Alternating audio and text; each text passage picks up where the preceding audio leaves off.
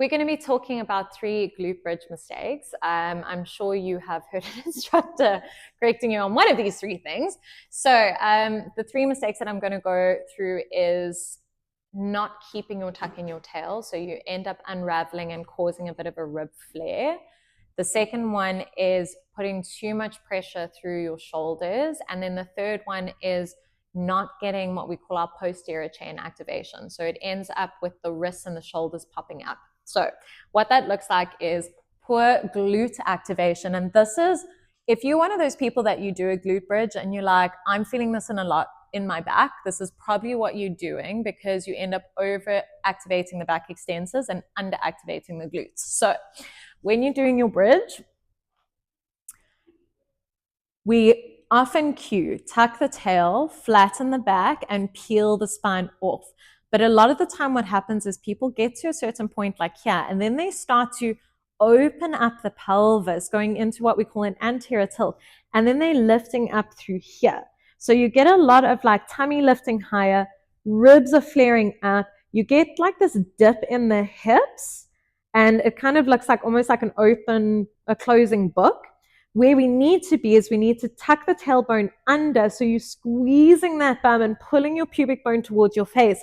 And you can automatically see how it's dropped my ribs down, and it's also drawn the abdominals in so that I'm not bulging in my abdominals and my ribs. So the difference would be here, where we lift as high as we can go and you're getting this arching in the back, versus tucking the tail, scooping those abdominals, and now I can feel it in my bum. I'm squeezing my bum to pull my pubic bone towards my face and make more like a C shape in the front side of my body, as opposed to a backward U shape. And then you slowly come down, keeping that C shape. So that's the one mistake that people make. Then the second most common mistake is putting too much pressure into your shoulders. And you can actually, I'm going to show you on the reformer so you can see how when I put too much pressure on my shoulders, the reformer will move. So instead of pulling your feet towards you, what people tend to do is as they lift up, they're pressing back. And even if you were to do this on the mat, you would lift up and then you press your weight into your shoulders. So you can see how everything is switching down towards my shoulders.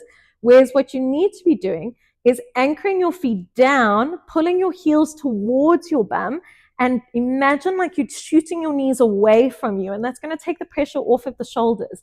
It also makes sure that we don't put too much pressure on the neck, because we should only be going to the shoulder blades. And then we slowly come down. So that's mistake number 2.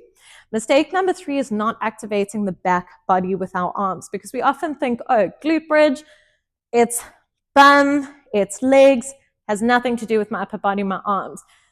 And this is not one of the mistakes I suffer from. So I'm going to have to try and create it here. So when we do bridge, we want to anchor the arms down, no space between the wrist and the carriage or your mat, and we're also anchoring the shoulders down. So often what people tend to do is they round in the shoulders, and I'm over exaggerating here just for the video purposes, shoulders will pop off, and also what sometimes happens is they're going to pop at the wrists. So you end up going into this bridge, but then the upper body, there's no activation here. It's the fingertips are just touching, the elbows are touching, there's no shoulder connection and wrist connection. Where what we want is to flatten those arms down, open up the chest, kind of like you're pressing yourself away with those shoulders, and we reach those fingertips to toes so we have the full connection.